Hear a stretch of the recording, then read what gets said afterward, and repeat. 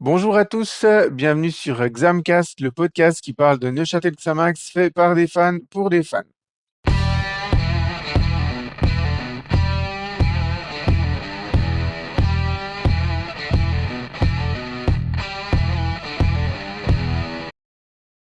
Alors, ce soir, pour cet épisode, je suis avec Osvaldo. Salut Osvaldo. Mais bonsoir Mirko. Et nous avons également Michael à l'antenne ce soir. Salut Michael. Salut. Alors Michael, c'est un programme un petit peu particulier pour toi.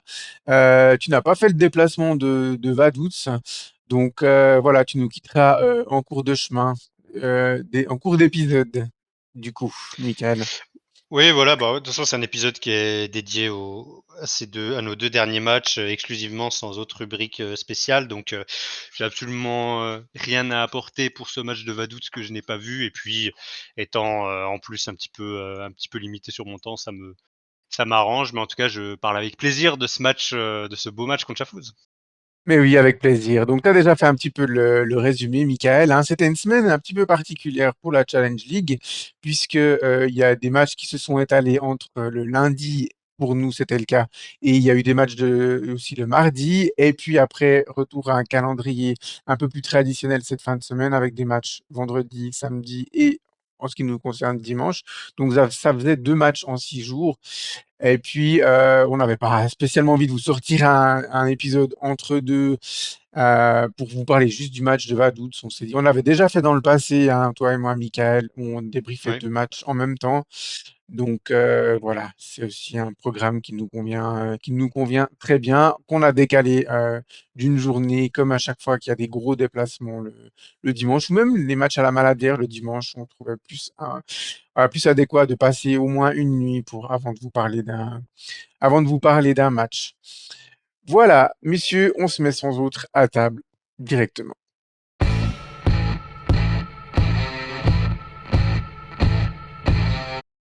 Voilà, le premier match, c'était le match donc de la 28e journée, c'était le 31 mars 2025 donc, et à cette occasion, Neuchâtel Xamax recevait la Lanterne Rouge, le FC Chafouz du côté de la Maladière. Alors ce match, on l'avait briefé dans notre dernier épisode, et puis on s'attendait à avoir un Xamax, à défaut d'être conquérant, mais en tout cas très entreprenant, et puis une victoire, on va dire, presque obligatoire pour définitivement s'éloigner, ou presque de la zone dangereuse liée à la relégation, pour remarquer un petit peu le territoire de la Maladière. Ça avait déjà été fait contre le Stade Lyonnais. Et puis aussi, un petit objectif un peu secondaire, mais aussi le Grand Chelem contre le FC Chafouz, c'est-à-dire 4 victoires sur la saison. Alors, je suis pas allé chercher les statistiques, mais je pense que des Grands Chelems en Challenge League ou même en Super League, on doit plus en avoir fait depuis la saison de la montée, hein, je pense, messieurs. De tête comme ça. 4 victoires contre un opposant en une saison. À mon avis, vu nos performances ces dernières saisons, on a plus. On a eu des 3 victoires, on a eu des 2 victoires à nul, mais je pense que 4 victoires, on l'a plus vraiment fait. Non, ça a été Ouais. assez rare, ouais. Difficile à dire si Effectivement. Kriens, on a probablement fait un grand chelem contre eux, mais peut-être même pas. Peut-être la saison où ils descendent, hein, mais il y a peut-être un match nul du côté Mmh, du que des Kleinfeld. Enfin, victoires, petite voilà. vérification à Petite l'instant, mais voilà. vérification. Bon, alors c'est pas si vieux que ça, mais c'est vrai contre la pire équipe de Challenge League statistiquement parlant Ouais, de l'histoire. de l'histoire. Donc voilà. Alors, messieurs, on commence comme d'habitude par les réactions de nos internautes. Oui, je ne l'ai pas mentionné, hein, mais le match s'est achevé par une victoire 6-2 de Neuchâtel Xamax. Alors, les messages, donc on a Elgesh qui nous dit Azemi et puis Maxime aussi Azegout. Alors, on reviendra évidemment sur ce magnifique petit fait historique, hein, Ça ne parce pouvait que qu'Altin faire Azemi. réagir, hein. Ah ouais, c'est ça, il a marqué quand même l'histoire de ce match et aussi de la Challenge League. On a notre ami Sam qui nous dit jeu, c'était match. Un petit jeu de mots avec le fait on ait planté 6. Thomas qui nous dit dommage qu'ils n'ont pas joué comme ça depuis le début de saison. Alors, on verra qu'il y a une partie de l'aspect du jeu où ils ont joué comme tout le reste de la saison. Ouais. On y reviendra. Lucas qui nous dit le début d'une belle fin de championnat. Tim qui nous dit match parfait réalisé, bon retour après 2-2 et le match a été gâché par l'arbitrage. Luigi qui nous dit verre à moitié plein, 6 buts marqués ou verre à moitié vide, encore 2 buts encaissés. Et Serge qui nous dit ça fait vraiment plaisir. Merci pour les interviews d'après-match. Pur plaisir. Alors, je ne sais pas si là, il fait allusion aux interviews ou au match. Je pense un peu des deux. Mais en tout cas, merci à toi, Serge. Ça nous fait aussi plaisir à nous de vous produire ce contenu d'après-match. Alors, messieurs, avant qu'on débriefe un petit peu les actions les unes après les autres, on a pas mal d'actions à débriefer, évidemment, quand il y a 8 buts. Le sentiment général, c'est quoi à l'issue de ce match? Mais, Euh, ouais, c'est vrai Michael, je te laisse. qu'on on a presque hésité. C'est, bah, moi personnellement, bah, déjà tu parlais de Grand Chelem, puis même au-delà de cette saison, c'est même une équipe qui nous réussit bien depuis quelque temps maintenant, Chafouz. même la saison Alors que dernière, ouais, on avait pas ouais, mal. ouais, c'est ça, ça se passe quand même normal depuis quelque temps, pas si mal, ou à défaut de gagner, des fois c'est des matchs nuls. Mais ouais, là, c'est sûr que déjà avant le début du match, j'attendais forcément une victoire contre une équipe autant mal au point. Et puis à la fin, alors à la fin du match, il y a que du voilà, c'est que du plaisir puisqu'on a vu beaucoup de choses, surtout sur la dernière, le dernier tiers un peu du match, quoi, si on veut. Donc on, on sort sur une note extrêmement positive. Donc à la fin, le ressenti il est quand même très bon. Mais voilà, j'oublie pas que pendant une certaine partie du match, j'étais un petit peu, je ronchonnais un petit peu par rapport à ce que proposait l'équipe, mais bon, un sentiment quand même positif, hein, parce que la fin de match a été assez spectaculaire, on va dire. Ouais, effectivement, Osvaldo. Bah alors moi, j'attendais simplement que l'équipe de lundi soir fasse le job, pour être très honnête. C'est vrai que quand même, le fait de réussir à, malgré tout, par moment, se faire peur face à un adversaire aussi faible et de même pas réussir à se dire après ce genre de match que de la première à la 90e minute, c'est un match abouti, c'est une pointe de déception. Maintenant, il y a énormément d'aspects positifs quand on marque 6 buts. Il y a la petite histoire, le petit conte de fées de fin de match qui est très sympa et finalement, ben c'est aussi ce genre de match qui fait plaisir au public à une période de la saison où, faut être honnête, il y a plus grand-chose à jouer. Mhm. Effectivement, et puis bah voilà, tout avait bien commencé, hein, puisque à la 4e minute, on retrouve Ben Seguir à l'initiative au début de l'action et à la conclusion. Il s'appuie sur Jessé Autier, une superbe talonnade de Euclides Cabral. Hein. Franchement, là, c'est du très bon Ouais, boulot pour prendre de vitesse sur le côté droite de notre attaque, la défense de Chafouz. 1-0 après 4 minutes, j'ai envie de dire on avait tous les ingrédients pour passer une bonne soirée, une ouverture du score précoce. On retrouve un Xamax très fort dans les débuts de match. Hein. Ça avait été un petit peu ouais, le constat qu'on avait eu dans les quelques premiers matchs, surtout à domicile, où on partait très fort. Et là, ben, on a tout de suite vu les grandes difficultés de la défense chafouzoise sur cette action-là, et pas que sur cette action-là finalement.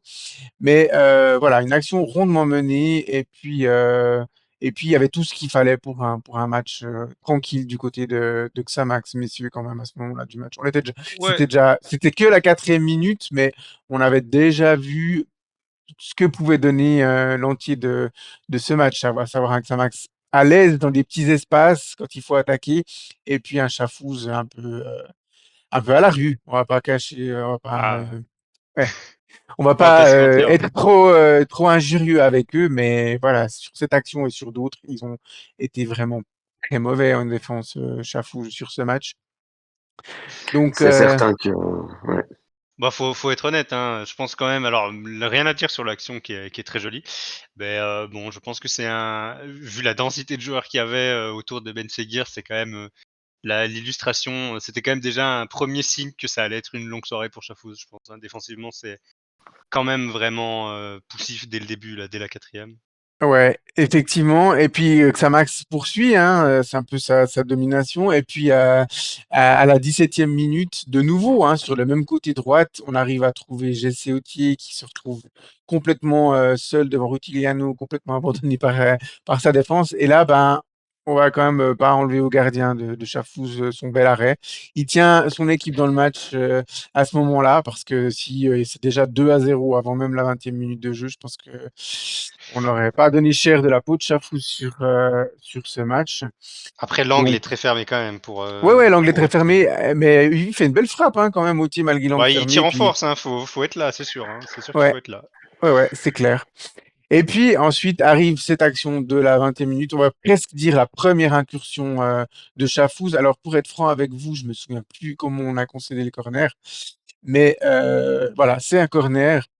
Et là, voilà, on va pas dire qu'on le sentait arriver, non, parce que Chafouz n'avait rien montré jusque-là, mais quand on a vu ce ballon dans les buts, on n'a finalement pas été surpris parce que c'était un peu du déjà vu quand même sur ces derniers matchs, les phases arrêtées, messieurs. Mais on n'a pas fini de parler des balles arrêtées sur cet Ah, épisode. Mais j'ai jamais. on va parler de celle-là et puis de comment Des Graça peut. Je crois que, alors finalement, quelques jours après, le but lui a été attribué à lui, hein, finalement. Et ça avait été attribué au début à Shepi, qui était un peu dans une mêlée au sol, là. Mais ils sont revenus là-dessus. Je l'ai contrôlé encore avant en préparant le débriefing. C'est bien Des Graça qui a été le dernier à toucher le ballon. Mais voilà, une défense samaxienne un petit peu attentiste hein, quand même sur cette action, messieurs. Ouais, Oui, bah oui, bah, les coups de pied arrêtés, ça a été un sujet, et puis ça l'est encore, malheureusement. C'est d'autant plus frustrant que, oui, enfin, Chafouz, à ce moment-là, il y a aucune raison de s'inquiéter. Donc, quand on voit le niveau enfin, tout simplement, quand tu joues contre un adversaire et qu'en 20 minutes, il touche vraiment pas grand-chose niveau ballon. À un moment donné, je sais pas si c'est à ce moment précis, mais il y a un moment précis du match où je regarde les stats et on doit être à du 75-25, un truc comme ça. J'ai souvenir d'avoir regardé sur mon téléphone, je pense peut-être après un quart d'heure. Donc franchement, Mhm. c'était un monologue, et le fait d'encaisser un but, alors bon, sur coup de pied arrêté, quand c'est très bien joué, ça peut toujours arriver, mais le fait d'encaisser un but aussi évitable, parce que encore une fois, il y a des gros soucis sur la défense sur coup de pied arrêté. Après, alors que tu es sur un monologue de 20 minutes, ça résume bien, je pense, quand même, les soucis qu'on a pu rencontrer tout au long de la saison. Parce que là-dessus, franchement, il n'y a aucune raison de s'inquiéter après avoir ouvert le score, après avoir eu encore quelques actions, etc. On se dit que voilà, le deuxième va arriver parce qu'on est juste 3 classes au-dessus de notre adversaire. Pourtant, malgré le fait que on fasse pas partie des grands cadors de cette ligue, c'est dire à quel point Chafouz est quand même en difficulté. Et, et je pense que Osvaldo va en parler aussi, mais c'est- à ce moment-là, et on a tous dû, je pense, quand on s'est écrit aussi sur le groupe, etc., on fustigeait tous un peu le placement défensif. C'est quand même vraiment, vraiment handicapant, encore une fois, d'encaisser des buts si facilement sur un match aussi tranquille. mhm. Et on fustige Je suis le totalement. placement et on fustige le manque de réactivité parce que Oui, Degrassa, il oui. reprend le ballon au premier poteau. Il n'y a aucun Xamaxien qui réagit pour se jeter sur le ballon, pour essayer de dévier. Le ballon, il passe dans les 5 mètres, il passe tout le monde et il va se loger dans le filet opposé à où il a pris la tête sans que personne réagisse, quoi. Non, mais C'est, faut vraiment, aujourd'hui en 2025, faut vraiment s'appeler Xamax, excusez-moi de le dire comme ça, mais pour prendre des buts pareils.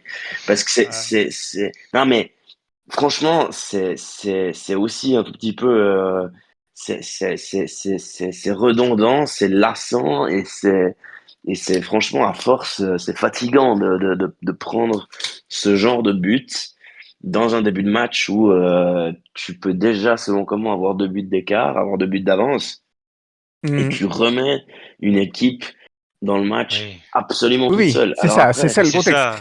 c'est, S'ils avaient eu genre déjà 10 corners et puis qu'ils plantaient le 10e après en avoir fait 9 dangereux, tu te dis ok, mais ils avaient vraiment rien fait, Chafou, jusque-là. Rien de Rien rien. du tout. Et pour eux, c'est cadeau, quoi. Pour eux, je pense que c'est inespéré après 20 minutes de marquer ce but. Alors bon, la suite du match a pas été en leur faveur, mais je pense qu'à ce moment-là, ils peuvent se dire, purée, mais en fait, on est dans le match, quoi. Alors que Mhm. ça fait 20 minutes qu'on se fait tourner en rond. Et c'est un peu, c'est ce que dit Osvaldo sur le fait que c'est redondant et que c'est un peu pénible, etc. C'est que je pense qu'à ce moment-là, on a tous bien soupiré en se disant, mais C'est ça fait 20 minutes que je me dis que ce match, on entre super bien dedans, que je suis en train de prendre du plaisir parce qu'il il y a eu ce but, il y a des actions, il y a des choses. Offensivement, il y avait beaucoup de bonnes choses. Donc ça, on est sur un début de match où l'état d'esprit est très positif et puis, bah, tu retournes sur un coup de pied arrêté où effectivement on a l'impression que tout le monde est un petit peu amorphe. Ce but, il est un peu bizarre, hein. Tout le monde a vu le ballon aller de manière un peu lente sur ce petit filet et ça a l'air de venir de nulle part et ça vient de nulle part et c'est vrai, c'est un peu lassant d'avoir ces moments-là. Alors même si la suite du match a été bien mieux, mais c'est quand même des points qu'on peut relever. Ça a quand même été, c'est vrai que c'est lassant ces moments où quand tu joues contre. C'est pour ça qu'aussi j'aime bien dire que malgré le niveau de l'adversaire, je rabaisse pas notre victoire parce qu'on boude pas notre plaisir d'enfin gagner, d'enfin être «conquérant» entre guillemets contre une équipe de ce niveau-là. C'est que on n'est pas tout le temps, si souverain face à des équipes qui sont objectivement, vraiment, si ce n'est pas un cran en dessous, en tout cas à notre niveau et pas meilleur et là-dessus, on a l'impression de revoir encore des schémas qu'on a déjà vus, récemment quoi. Mmh. Tu prends cette égalisation contre une équipe, contre qui tu rien à craindre, hein, franchement. C'est Mmh. vrai Non, je pense qu'on a clairement. tous bien soupiré. Après, on va pas lui enlever le mérite de l'équipe. Elle a très bien réagi derrière, hein. Elle a pas laissé le doute Oui, s'installer trop longtemps. Dans d'autres situations, où on a pris des buts comme ça s'est suivi une période un peu compliquée.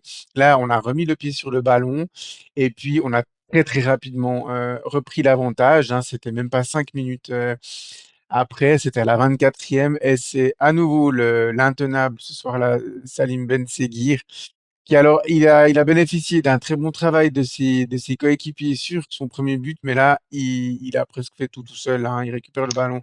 Alors il est 16 mètres, un très beau numéro où, Lika et Degrassa se demandent encore où il est passé. Et puis une conclusion impeccable du pied gauche, voilà, face à Rutigliano. Voilà, le but, il est magnifique. Très beau ouais. numéro de Salim Ben Seguir. C'est l'occasion un petit peu, messieurs, de parler du positionnement de Salim Ben Seguir.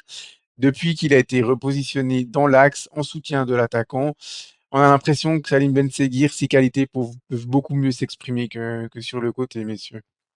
C'est certain qu'il Effectivement, est il est 10 fois plus dangereux, ouais. Il est 10 fois plus dangereux et il apporte ben, beaucoup plus de danger ces derniers matchs. Alors même si on est bien d'accord hein, que les victoires obtenues récemment sont effectivement face à des équipes qui, elles, sont encore en plein dans la lutte contre la relégation et qui sont en danger de relégation, il n'empêche que pour casser les blocs compacts, pour les briser, sincèrement, un joueur qui a une telle inventivité dans l'axe, ça aide et c'est extrêmement, extrêmement précieux dans ce genre de cas. C'est ça. moi Qu'est-ce qui fait me selon vous la différence? Pourquoi Ben Seguir, il est beaucoup plus performant comme ça dans l'axe que sur le côté? Il n'avait pas démérité hein, sur le côté, on n'est pas en train de dire qu'il était mauvais, mais là c'est un cran au-dessus quand même quand il joue dans l'axe.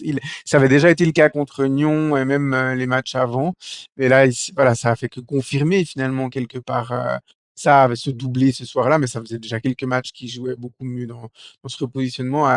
T'as une explication, Michael?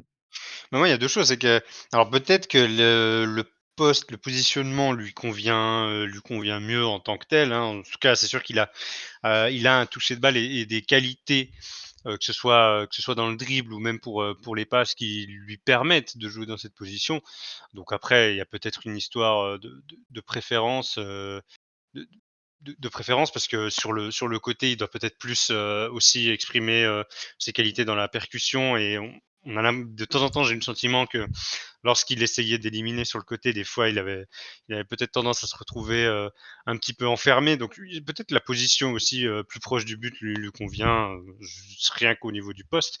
Mais moi, il y a aussi un truc que je remarque depuis plusieurs matchs avec lui, c'est que, au-delà de tout ça, sur le changement de poste qu'il est peut-être bénéfique.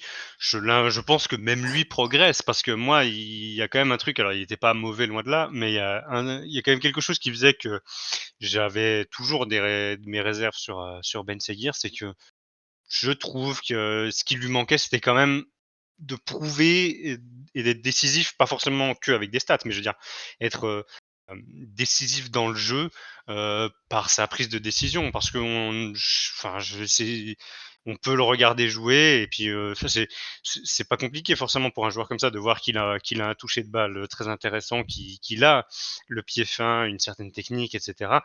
J'ai quand même souvent eu l'impression que c'était pas particulièrement au bénéfice de l'équipe, pas pour dire, jouer perso ou autre, mais juste qu'il y avait, je trouve rien que dans la prise de décision sur le moment où tu lâches le ballon, sur le moment où tu prends, l'initiative personnelle quand il faut, le moment où tu tentes ta chance aussi au niveau de la frappe, je trouve que c'était rarement dans le bon timing, ce qui faisait qu'il je trouve qu'il y a souvent des matchs où j'en ressortais en me disant: «Mais bon, bah, on voit que c'est un joueur technique, mais j'ai pas l'impression qu'il ait su apporter quelque chose à l'équipe sans que ce soit un match, très mauvais non plus». C'était Mmh. des matchs, je trouve que parfois il a pu faire des entrées un petit peu anonymes dans ce schéma-là où il était pas forcément, trop toujours pertinent dans les décisions qu'il prenait et là, ça fait un moment qu'il est beaucoup mieux, qui réussit les bons décalages lorsqu'ils doivent être faits, qui prend des initiatives personnelles et ça, la confiance joue forcément un rôle là-dessus. Donc peut-être aussi qu'il a cette préférence pour le poste de numéro 10 qui aide, mais j'apprécie aussi surtout l'évolution, au-delà même du poste, l'évolution du joueur, je trouve, depuis quelques matchs. Mmh.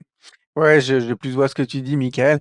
J'ai l'impression que il est aussi beaucoup plus à l'aise dans ces petits espaces où il faut dribbler rapidement. Ouais, C'est pas le joueur le plus long de l'équipe, mais c'est pas non plus forcément le plus rapide en termes de vitesse pure. Et puis c'est pas le gars qui va aller dans la profondeur et puis qui va remonter un peu comme un Léridon Moulay ou comme un Hussein Touati. Donc il apprécie ça. Et puis je pense que le comportement offensif de l'équipe en général, où il y a beaucoup de mouvements, il y a beaucoup de permutations. En tout cas sur ce match, il y avait beaucoup de mouvements entre lui, Autier, Moulay, Demassay, il y avait beaucoup de petites combinaisons et puis ça bénéficie grandement, enfin ses qualités bénéficient grandement aussi du travail de ses coéquipiers. Il y avait aussi Cabral hein, du côté droite qui venait beaucoup amener le surnombre. Cabral qui est vraiment pas maladroit techniquement en plus. Donc du coup, il bénéficie un petit peu de tout ça. Puis là, il a su effectivement être décisif. Donc, ben voilà, il était sur une bonne période. Ben voilà, il n'a pas joué à Vaduz, mais on espère que voilà, il va rester dans cette bonne dynamique pour le prochain match. Ensuite, le dernier quart d'heure de la première mi-temps, messieurs, ben, il ressemblait un petit peu au dernier quart d'heure qu'on a eu contre Bellinzone. Hein, je ne sais pas ce que vous en avez pensé. Où Samax rate trois grosses occasions. Hein. En vrac, une frappe de Fakic, une frappe de Moulay, j'ai noté. Et puis aussi, qui c'est la troisième occasion? Ça devait être Autier. c'était Autier, je crois. Ouais, ouais, c'était Jesse Ouais. Autier, ouais, avec une frappe légèrement déviée qui part au-dessus. Et là, bon, bah, comme Bellinzone, finalement, on arrive avec un avantage de un but à la mi-temps. Bon, là, c'était 2-1. Bellinzone, c'était 1-0. Mais on se dit, voilà, on a fait le job, mais il faudra pas relâcher la pression parce que voilà, on a un historique où on a laissé échapper des matchs comme ça. Donc voilà. Et puis, on va dire, c'est peut-être ce que tu faisais allusion avant, Michael, où tu n'as pas été serein, mais on va clairement dire entre la 45e et la 55e, eh bien, on n'a pas du tout été serein, puisque bah, il y a eu l'égalisation de Chafouz à la 49e de Rossi, hein, qui était entré à la mi-temps. Ouais. Osvaldo, ce but-là, il doit jamais arriver. Jamais. Il y a beaucoup trop de liberté, il y a beaucoup trop de liberté au monde du centre. Il y a une légèreté au marquage, au duel aérien qui est de nouveau, je vais me répéter, hein, mais juste pas possible à ce niveau-là. Parce que tu dois pouvoir aller au duel. Je veux dire, moi, c'est un truc, j'arrive pas à croire que parce que moi j'ai cette impression-là depuis le début de saison que contre n'importe quelle équipe de Challenge League, quand tu te retrouves face à ce genre de duel aérien, il y a 90% des joueurs de Challenge League, des équipes adverses qui nous font la loi. Et ça, à un moment donné, alors qu'ils soient plus armés dans ce genre de cas-là, dans ce genre de secteur-là, dans les équipes qui jouent la montée, je veux bien. Mais quand ça arrive, même contre les pires équipes de ce championnat, à chaque fois que chaque duel aérien, il n'y en a pas un qui est remporté. C'est juste Mhm. pas possible. Et là, c'en est un de plus. Je dirais, c'est absolument hallucinant comme on se laisse avoir dans l'axe.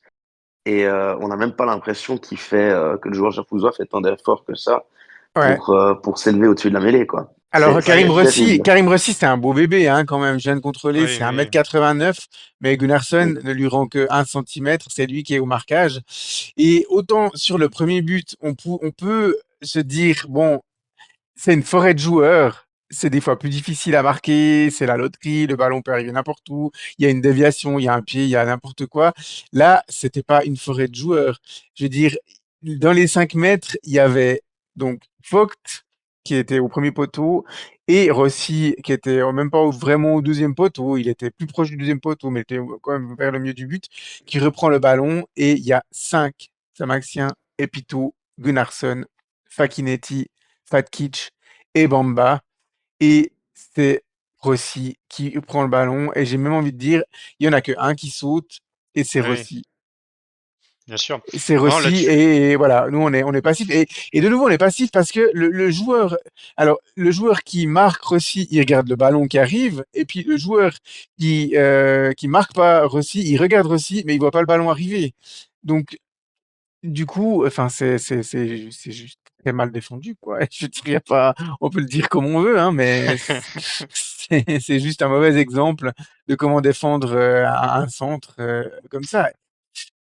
Je veux dire, bah, c'est jamais l'attaquant qui doit reprendre le ballon. C'est jamais l'attaquant qui doit prendre le ballon. Quand oui, on voit oui. qu'il y en a que un qui est vraiment dans une zone dangereuse, mais on va tous à la retombée du ballon. Tous. Et puis là, les deux milieux axiaux, ils sont dans une zone où ils servent à rien, juste à rien. Ils sont au bout des 16 mètres, mais ils sont au marquage de personne. Enfin, c'était vraiment une action horrible. Ouais, 2-2 à ce moment-là, et là, on transpire quand même, messieurs, hein. ouais, bah, le truc, c'est que ce but, presque comme le premier, voire pire, mais en tout cas, surtout, en compte tenu du fait, tu disais avant qu'il y a eu quelques actions ratées en fin de mi-temps. Ce but qui arrive tôt en deuxième mi-temps, on commence à se dire: «Ah non, mais c'est pas possible». Alors en plus, il est suivi d'un temps fort de Chafouz, un petit peu Mhm. derrière. Donc il commence un petit peu à nous inquiéter ce match avec ce but-là. Ça a pas duré extrêmement longtemps, mais on revoit encore des schémas, comme on l'a dit avant, qui se répètent. Là-dessus, oui, bon, bah, ça c'est clair, hein, on peut passer par, on peut en parler autant qu'on veut. Il y a un gros souci, c'est que Karim, Rossi fait la loi dans les 16 mètres, voire même à l'entrée des 5 mètres, alors il est un petit peu tout seul avec Vogt dans les 16. Voilà, c'est des défenses, sur duels aériens qui nous réussissent pas. C'est pas que les balles arrêtées, c'est même plus globalement peut-être ce secteur-là qui fait défaut.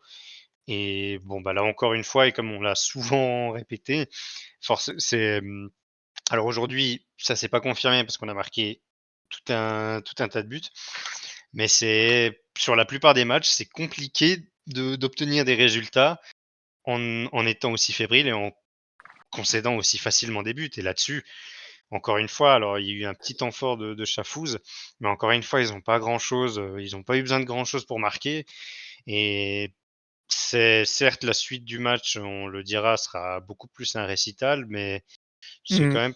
c'est pas tout à fait normal d'avoir eu ce duel qui a, comment dire, d'avoir eu un match pendant aussi longtemps Ouais. sur une rencontre aussi tranquille quand même si on regarde objectivement la chose, sur, le rapport de force, comment il a évolué du début à la fin du match. Chafouz a vécu 10 minutes seulement et ça a suffi pour qu'on puisse un petit peu stresser, quoi. Et c'est déjà un souci et déjà un bon indicateur des Ouais. défauts qu'on a depuis le début de la saison. Parce que jusqu'à la 55e minute qui voit le match basculer définitivement de notre côté à nous, c'est une frappe de Oui, Chiapetta, une frappe de Rossi, deux frappes de Rossi et une frappe de Nadjak. Ils ont 4 grosses occasions. Et à ce moment-là, on est dans nos petits souliers. Vraiment, on commence à paniquer, à dégager le ballon n'importe où. On défend. Voilà, c'est un peu laborieux.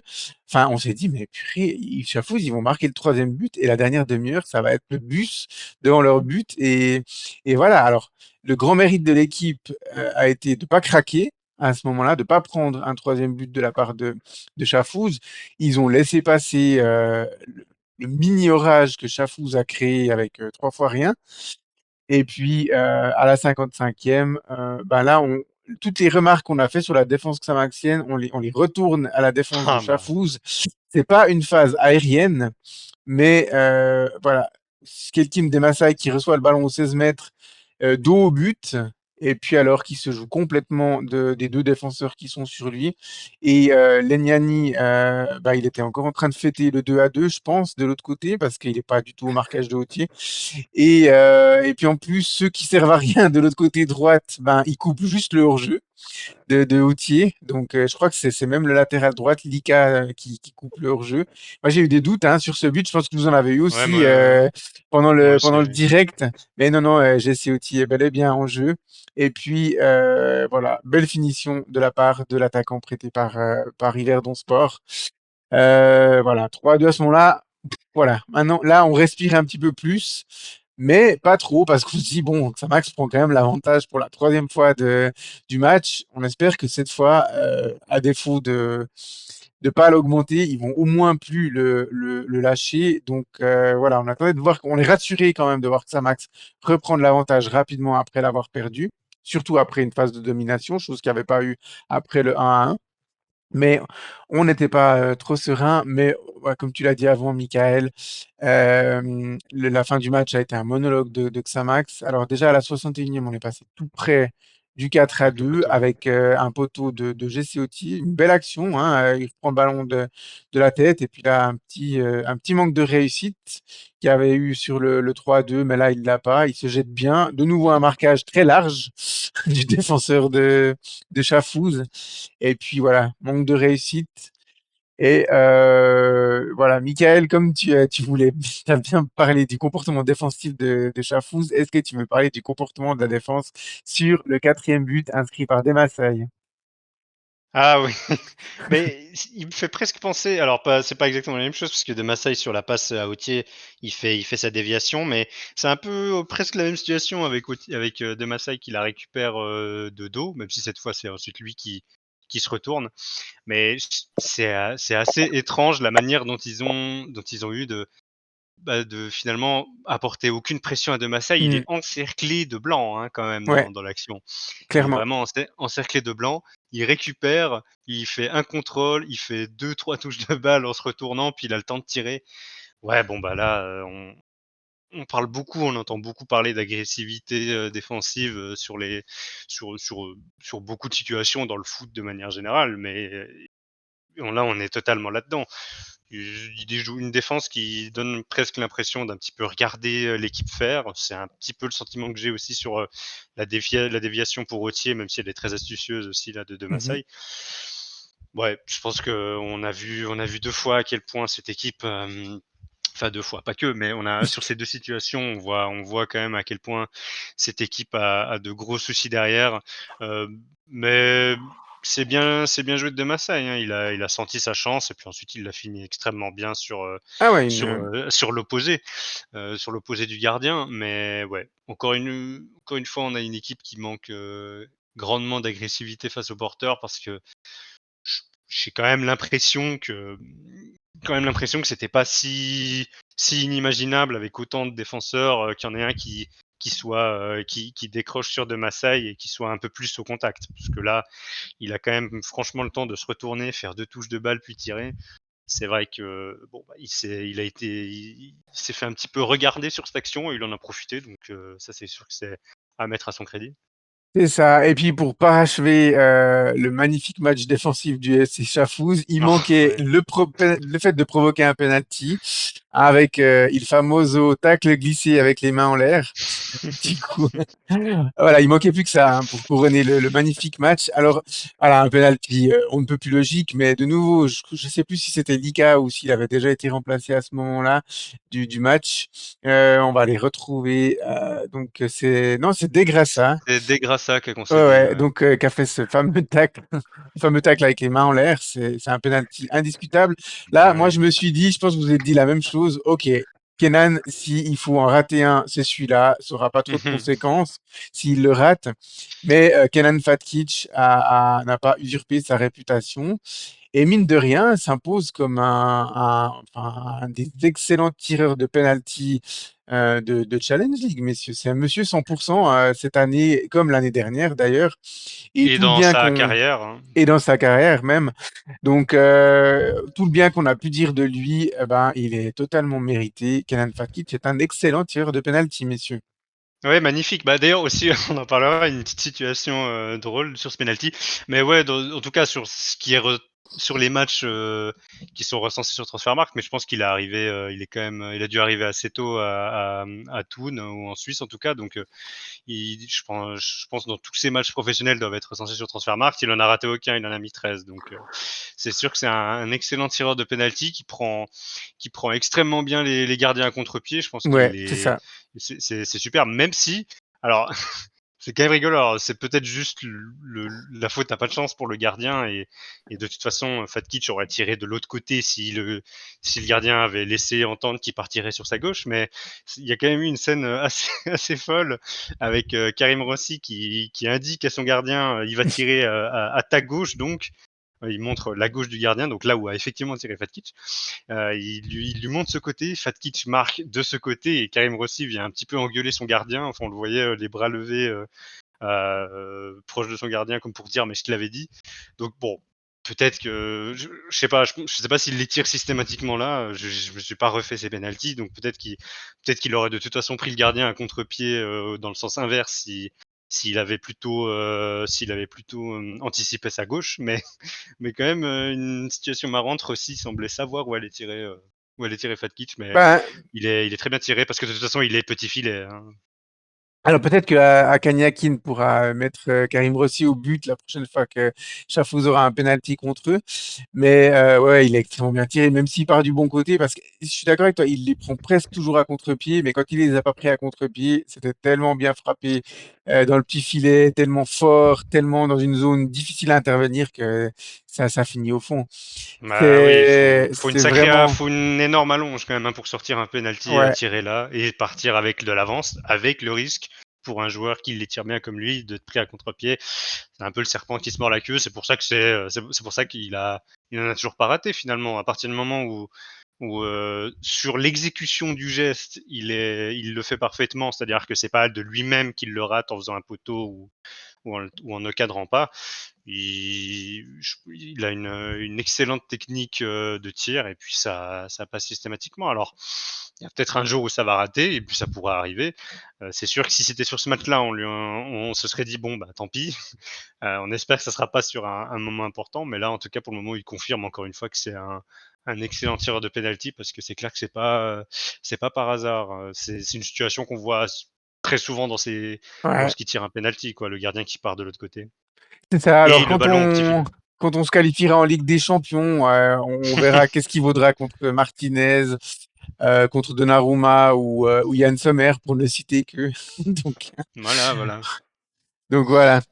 Et puis 5-2, la fête était déjà belle à ce moment-là. Elle s'est littéralement transformée en conte de fées pour Altina Zemi surtout, mais je pense pour tout le public de la Maladière. Et puis comme tous les gens dans le public, j'imagine que vous aviez un peu des étoiles dans les yeux sur ce but d'Altina Zemi. Parce que c'est de la belle histoire. Il rentre, il a 15 ans et 11 mois, presque 16 ans. Ça fait de lui déjà le plus jeune joueur de Challenge League, le premier joueur de 2009, si je ne me trompe pas, à fouler les pelouses de Challenge League. Et puis, il met ce coup franc qui est juste magnifique. Enfin, il met Ouais. pas un but de raccro, il met un coup franc magnifique dans la lucarne. Et on va saluer aussi le geste sympathique de Michael Feknetti qui, au body language, c'est clairement lui qui s'apprêtait à tirer ce coup franc. Et puis finalement, ça a été dit après coup par Altien lui-même qu'il lui a dit vas-y, tire-le. Et voilà. Qu'avez-vous à dire de cette finition, messieurs, à part que vous Bon, êtes régalés? je pense qu'on a tous cru qu'il allait tirer Fakinetti. Mhm. Donc c'est vrai qu'à ce moment-là, on se dit s'il envoie un enroulé incroyable, ce sera déjà joli d'avoir un Fakinetti sur la feuille du score. Mais moi, l'histoire, elle est incroyable. Hein. C'est sûr Déjà, j'ai été surpris de le voir. On est déjà surpris de le voir vers le ballon. Je m'attends que Fakinetti le tire. Finalement, il s'élance et puis en une fraction de seconde, moi j'étais derrière, j'étais vraiment positionné pile derrière. On voit cette trajectoire qui se termine en lucarne. Le coup franc, il est quand même assez exceptionnel. Donc déjà pour la qualité du geste, il en valait le détour. Et puis bah il y a toute l'histoire derrière qui a fait que c'était quand même on était que 2000 à la Maladière, mais je pense que sur ce but, il y a eu plus de bruit que sur tous les autres. Ça a Ouais, fait un petit peu exploser tout le monde. Et c'est pas pour rien. Hein. Je pense qu'on a tous vu qu'on avait vécu un petit moment particulier, parce que c'est comme tu le dis, vu que ça reste le plus jeune buteur de Challenge League, et puis un joueur sur qui le club met beaucoup d'espoir. C'est euh, c'est une sacrée histoire, et puis je pense que pour lui, le souvenir, il sera incroyable. En même temps, un tel coup franc, il y en a beaucoup qui rêvent d'en mettre, alors ils sont professionnels depuis pas mal de temps déjà. ouais, un certain Dans le Kylian foot, M, par exemple. par exemple. On va pas dire son nom complet pour pas le confondre. Ah, Mais voilà. oui, oui. Il est toujours à la recherche de son premier coup franc, lui. Ouais, il paraît qu'il l'a eu il y a pas longtemps, mais en fait, non, c'était un coup franc indirect. Donc voilà. Mais oui, c'est un coup franc que un certain Andrea Pirlo ou un David Beckham ou encore Juninho n'auraient pas renié. Tu vois, j'aurais dit Pirlo. Et puis, Oh, c'est pas tiens, le. c'est surprenant. Pourquoi t'aurais dit Pirlo? Non, mais après, c'est vraiment pas le seul qui mettait ce genre de coup franc-là. Non, non. Super bien placé. Il y en a eu quelques-uns, moi, dans mon enfance qui ont été des modèles du genre. Mais c'est vrai que je pense que si on montre ça, Pirlo en a mis un d'ailleurs dans un match de légende il y a pas si longtemps Oui, que oui. ça, avec Mais, Milan contre mais bon, on est Tottenham. Il est d'accord, passé. Osvaldo Pirlo n'est pas le meilleur tireur de coup franc de l'histoire. Non, le meilleur c'est Juni, très Ouais, honnêtement. on est d'accord. Le meilleur c'est Juninho. Mais ça c'est voilà, demander au consultant Thierry Henry qui toujours avec sa grande qualité d'analyse dit ce qu'il fait c'est pas normal avec ses pieds. Mais il faut de Juninho, puis, l'entraînement. puis Roberto Carlos et Beckham sont bien placés aussi, je pense. Mais bon, après Oui, oui, Pirlo, oui. c'est un tout grand, hein, on est d'accord. Non, Ouais, je alors taquinais un petit peu ta fibre italienne, ta fibre ah, je, patriotique. je pense, je pense qu'honnêtement, pour mixer, on va dire, objectivité et quand même une petite fibre sentimentale, c'est que je pense que je mets Juninho en un, Roberto Carlos en 2, Pirlo en 3 et Beckham en 4, pour être totalement juste. Très bien Voilà. pour cette, Et ce cinquième, top. et cinquième Azemi, évidemment, juste Voilà, derrière. Azemi juste derrière, ouais, c'est Et clair. Nuzzolo quelque part. Non, Nuzzolo, c'est son jeu de tête, lui. C'est vrai, c'est vrai. Un petit coucou, Raph, si tu nous entends. Voilà, la fête est belle, victoire 6-2, et puis quand même cette petite pointe de déception d'avoir pris 2 buts contre cette équipe, mais voilà, on va pas bouder notre plaisir quand on marque 6 buts, on est quand même content, même si l'adversaire en marque 5. Mais voilà, match gagné, et puis voilà, quand même une tendance qu'on avait déjà vue contre Nyon, c'est-à-dire que les équipes plus faibles ou sur le match, voire même sur le championnat, ben, que Xamax arrive quand même à produire ce qu'il faut pour les dominer. Donc, Ouais, bah, en tout cas, ça marque la différence avec ce trio du bas qui fait qu'on est clairement pas depuis quelque temps, mais maintenant de sûr, vu l'écart et le peu de points qui restent, Chafouz, de toute façon, ils vont déjà devoir gratter pour obtenir ces 24 points de Bellinzone.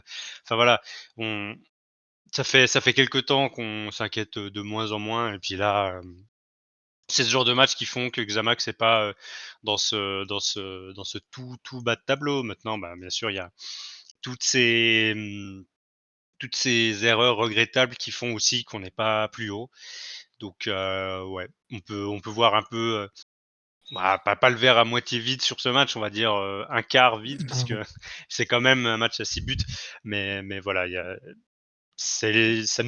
a quand même des choses qui nous rappellent pourquoi on n'est pas beaucoup plus haut au classement. Exactement. Voilà, merci Michael pour ta participation. Tu vas profiter de la transition pour nous Ouais, quitter. Et puis à une prochaine. à une Voilà, prochaine. Osvaldo, toi tu restes en ligne, on passe à la suite.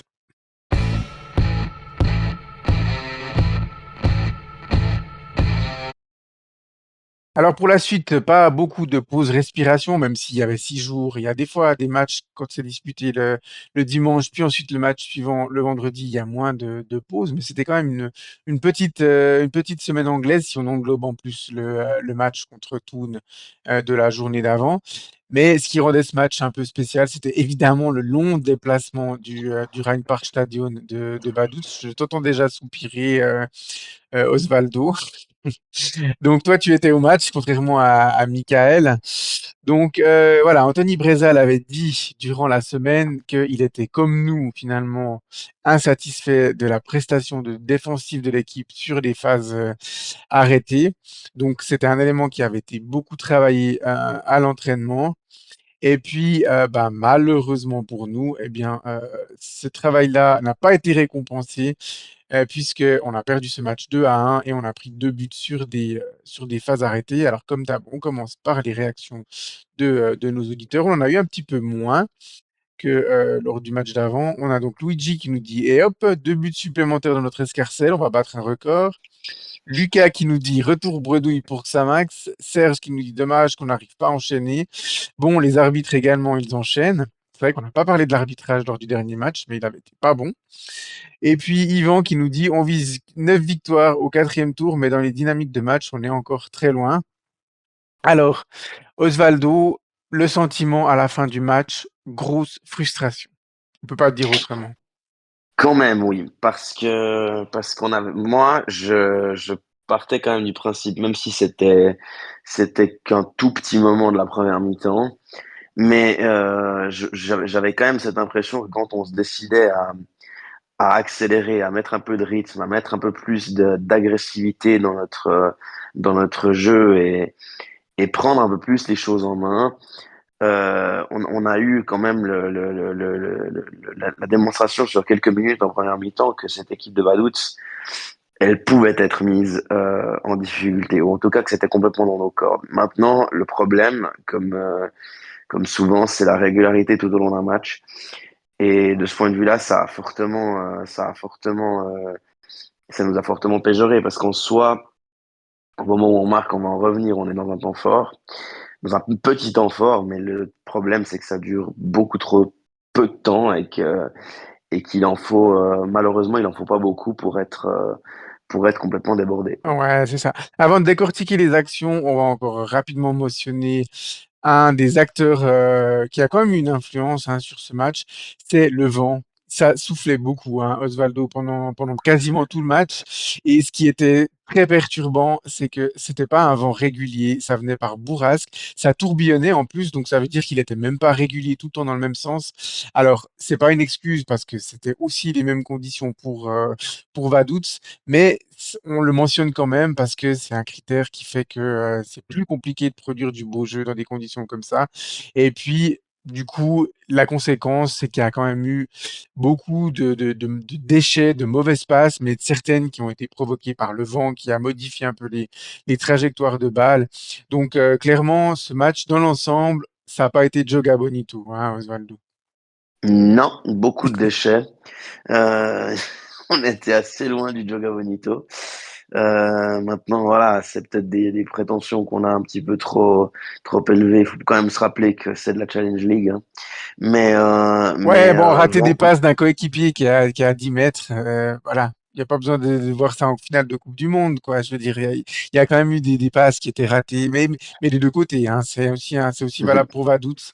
Et puis, il y a eu 10 minutes vraiment horribles. Je crois que c'était entre la 65e et la 75e où les équipes arrivaient quasiment pas à enchaîner deux passes et les ballons aériens s'enchaînaient. Enfin, c'était vraiment pas terrible. Alors, début de match, c'est quand même Vaduz qui rentre un petit peu mieux, en tout cas d'un point de vue territorial. Hein. Ils avaient l'impression ils donnaient l'impression d'être un petit peu plus en maîtrise du ballon que nous. Ils jouaient aussi plus haut sur le terrain. Ils venaient nous presser très haut. Ils nous empêchaient de ressortir proprement. Et quand on avait l'occasion, bah, il y a eu du déchet. Ce qui fait qu'il n'y a pas grand chose à se mettre sous la pupille dans le premier quart d'heure, voire dans les 20 premières minutes. Il faut attendre la 24e minute. Et puis, c'est bah, bizarrement que Xamax, on s'attendait plutôt à une première grosse occasion du côté de Vaduz, mais c'est Xamax qui se crée une grosse occasion, une double occasion. Il aura deux doubles occasions, en fait, des Maasai sur ce match. La première, la 24e minute, avec donc une frappe sur la latte. Et puis, ensuite, il reprend le ballon et il est contré. Osvaldo, mais ça aurait pu faire mouche, là. Oui, oui, bah en fait, c'est à la base, c'est Moulay qui lance le ballon dans la profondeur. Il y a déviation d'Autier, en fait. Et puis, c'est des machins qui se retrouvent seuls face à Buchel et qui allument vraiment la barre transversale de réussir à éliminer Buchel. Mais il est contré in extremis par le défenseur de Vaduz. Grosse occasion déjà à ce moment-là, qui aurait pu faire mouche. Ouais, gros manque de réussite parce que la frappe de Demassay, elle est extrêmement bien jouée. Elle est 5 centimètres au-dessus et puis c'est mouche, ça fait mouche. Donc voilà, pas de chance. Sur la deuxième action, bah, il élimine bien Buchel, mais on va aussi saluer bon retour de Simani, si je ne m'abuse, qui voilà revient, met son corps en opposition, puis parvient à dévier le ballon avec, avec à propos. Ça aurait très bien pu faire déjà 1-0 pour Xamax. Alors, heureusement pour nous, le but vient quand même à la 32e minute. Alors, sur un coup franc obtenu par, je sais plus qui, une grosse faute par Cabral, hein, un beau débouché de Cabral qui se fait alors sécher par Simani. Il se fait d'ailleurs avertir sur cette action. Et puis, un petit peu de chance sur la frappe. Qui c'est qui avait frappé ce coup franc? Il me semble que c'était euh, des Maasai. Ouais, c'est des Maasai qui a frappé ce coup franc. Un premier rebond sur le mur et puis le ballon revient sur des Maasai qui frappe du gauche. Et là, Autier qui confirme ses bonnes dispositions actuelles. Et puis, ouais, quand même de bonne qualité de renard de surface, Osvaldo, hein. Oui, oui, parce que là, il est très, très attentif justement à l'arrivée de ce ballon. Il arrive à le stopper et puis finalement à envoyer une frappe sèche sous la latte. Il est surtout réactif et, C'est ça. et, et placé au bon endroit. Il a senti le coup, tout Ouais, simplement. il fallait pas se faire un café là, hein. Il avait pas 3 secondes pour armer sa frappe au bon Mhm. endroit. Les défenseurs de Vaduz ont réagi un peu plus tardivement que lui. Alors le ballon vient pas sur eux, hein, aussi, elle vient chanceusement sur Routier. Mais voilà, bon temps de réaction, bon, un but de renard des surfaces, vraiment là, de la part de Jesse Oti, qui dans un premier temps sent bien le coup, puis ensuite a le geste. De juste geste technique parce que elle est 5 centimètres plus bas. C'est la frappe qui a pas mis des massailles avant. Celle-là, elle est 5 centimètres plus bas. Elle va se loger sous la barre. C'est 1-0 à ce moment-là. Alors, Osvaldo, on va pas dire que c'est un hold-up à ce moment-là parce que c'est notre deuxième grosse occasion. Mais en fait, ça se voit pas sur les images, sur les reflets. Mais Badout savait quand même beaucoup plus souvent le ballon. Ils essayaient d'en faire quelque chose, mais en transition, on a réussi à être plus dangereux. Et puis, les plus grosses occasions étaient les nôtres. On a réussi à transformer. À ce moment-là du match, on avait un tir cadré, un but. Donc, voilà, c'était pas si immérité que ça. Non, non, non, non, finalement, on connaît un avantage au score à ce moment-là qui est pour moi assez logique. Mhm.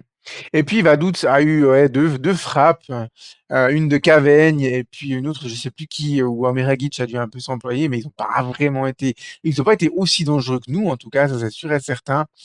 Et puis, un premier tournant du match, ben voilà, c'est cette action de la 39e minute avec un joueur de Vaduz voilà, qui arrive à entrer dans les 16 mètres. Et puis, alors, vous l'avez entendu sur nos interviews pour Jesse Oti, qui était juste à côté de l'action. Giovanni Bamba touche le ballon et il n'y a pas penalty. Osvaldo, bah alors depuis d'où tu étais, tu pouvais avoir un doute, mais quand tu as revu les images, je pense qu'il n'y avait plus trop de doute, hein. Tu dis sur le penalty qui est sifflé Sur le pour Vaduz, hein. penalty, qu'est-ce que tu fais pour Vaduz, ouais, ouais. Ouais, ouais, alors c'est sûr que à la base, oui, Bamba touche le ballon en premier quand tu vois le ralenti, c'est clair et net, ouais. Ouais, ouais, mais C'est il touche clair le et ballon en net. premier, mais enfin, on va le rappeler, la règle, c'est pas juste il touche le ballon en premier. enfin, le geste est pas du tout maîtrisé. Oui, il touche le ballon, mais derrière, il sèche le joueur de Vaduz, les deux pieds en avant. C'est Mm. pas possible. Enfin, c'est pas Non, possible de faire ça. Si on est au duel, toi et moi, ensemble, Osvaldo, que je touche le ballon en premier, puis qu'ensuite, dans mon mouvement, je te mets la semelle dans le tibia, eh ben, je veux mhm. dire, il y a faute. Il y a faute et il y a penalty. Si c'est dans la surface de réparation. Donc là, ce qui est malheureux, c'est que le geste est pas maîtrisé. Il doit pas se lancer comme ça. Alors certes, le joueur de Vaduz arrive dans une zone dangereuse, mais il avait deux coéquipiers qui étaient au contact de lui et qui Malheureusement. pouvaient Mm. intervenir. Il y avait Autier, justement, il y avait encore Gunnarsson, et il y avait encore Epito qui pouvait aussi venir à sa rencontre ou contrer une frappe si le joueur de Vaduz se décide de frapper. C'est quand même regrettable de prendre cette décision-là. Malheureusement, c'est une constante hein, pour Bamba qui, moi, C'est Gasser, voilà, c'est Gasser qui joue cette action. Ouais.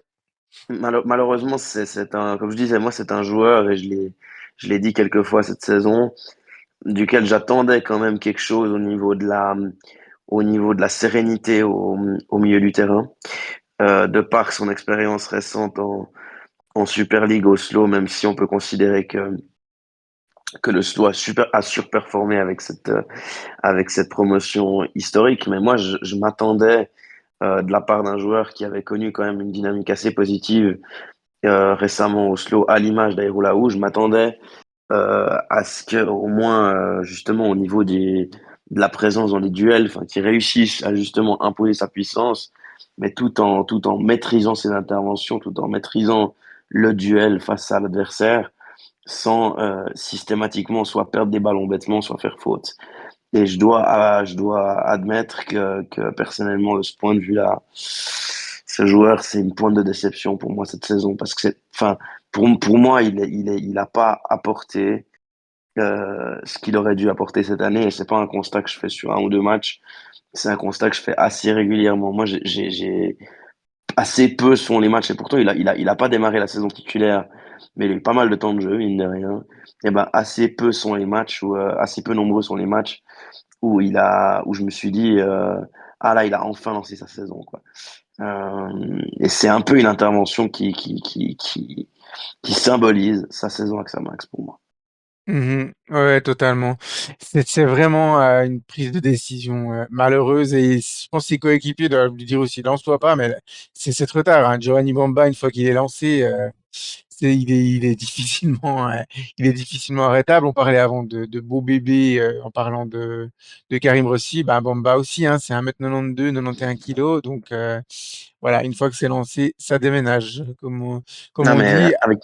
avec une carrure pareille, je suis navré, tu dois être capable de mieux maîtriser tes duels Oui. et de pas être constamment en retard contre n'importe quel gars. Et ça, c'est un truc. Je je pense qu'Anthony Breza doit le lui dire à l'entraînement et que ça a été le cas de Forte également plus tôt cette saison. Mhm. Effectivement. Donc, bah voilà, Giovanni Bamba a récolté un avertissement sur cette action. C'était sauf erreur son huitième de la saison.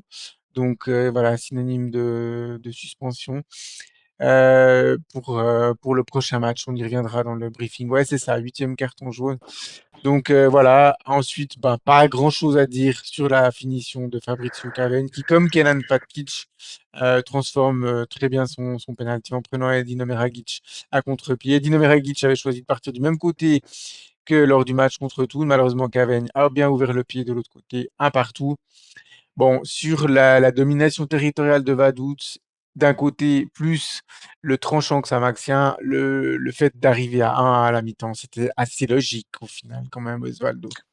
Tout à fait. Somme toute, Que Vaduz avait c'était remis un le pied score. un peu sur le ballon hein, depuis l'ouverture du score aussi, même si ça ne s'était pas matérialisé par des grosses occasions, mais il recommençait à redevenir un petit peu dangereux, à nous acculer un peu plus vers l'arrière. Donc, ils sont récompensés de leur effort, même si c'est dommage que ce but arrive sur une phase arrêtée. Alors, à la mi-temps, oui, tu voulais dire encore quelque chose? Oui, justement, je voulais qu'on arrive à la mi-temps parce que moi, je viens de me rappeler. que hier, pendant le match, il y a quand même un des changements à la mi-temps qui m'a interrogé. C'est assez rare qu'on parle de coaching de cette façon-là, mais comme j'ai pas forcément vu dans ton interview d'après-match de Voilà, alors déclaration la à ce réponse, elle était sujet-là. dans l'interview, ouais.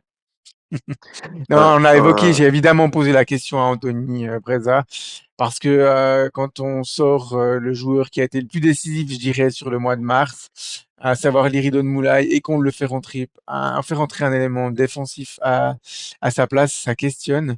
Donc Liridon Moulay, si vous n'avez pas écouté nos interviews comme Osvaldo, il était malade en fait. Il était malade et puis il l'a annoncé assez tardivement.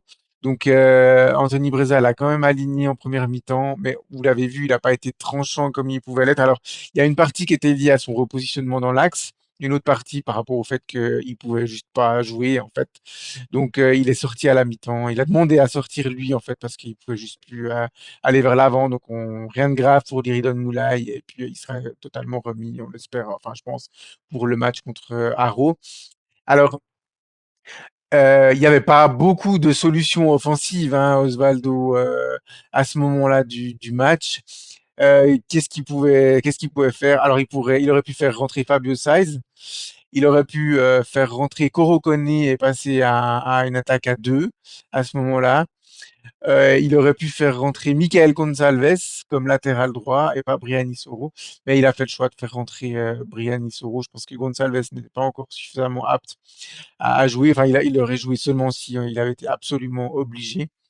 Et puis, il avait clairement pas eu envie de faire un changement offensif à ce moment-là du match. Donc voilà, je pense que ça répond à ta petite interrogation, mhm. du coup, Non, Osvaldo. écoute, alors parce que c'est marrant parce que moi j'ai regardé l'interview et personnellement c'était quelque chose qui m'était sorti de la tête. Donc c'est mea culpa, donc mea culpa auprès du coach.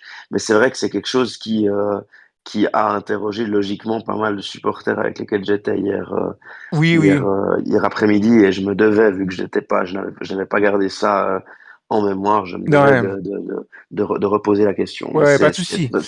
c'est vrai que c'est parce que en Non, plus c'était de ça, questionnant, hein, clairement. Ouais, ouais. plus le fait que bon. Soro latéral n'a pas forcément, alors comme central, il grandit et il grandit comme il doit grandir. Il doit encore évoluer. Maintenant, c'est vrai que comme latéral, c'est quand même, il a quand même pas mal joué sur le côté. Oui, il a beaucoup plus joué sur le Yes. côté, franchement, j'ai été le premier à signaler que les qualités de Briani n'étaient pas celles d'un latéral. Sur ce match-là, je trouve qu'il s'est bien débrouillé. Il a montré qu'il fait quand même des progrès aussi dans ce poste-là, qui n'est pas son poste naturel. Donc voilà, on va pas taper dessus non plus pour taper dessus. Je trouve que son match comme latéral a été tout à fait honnête enfin sa mi-temps a été tout à fait honnête personnellement. Mais on voit que par rapport à Cabral ou à un Gonçalves rétabli, quand il reviendra jouer, ben, c'est clair que il est moins bon hein, en tant que latéral. Mais comme Gonçalves et Cabral seraient probablement des moins bons défenseurs centraux que lui. Donc, Mhm, voilà.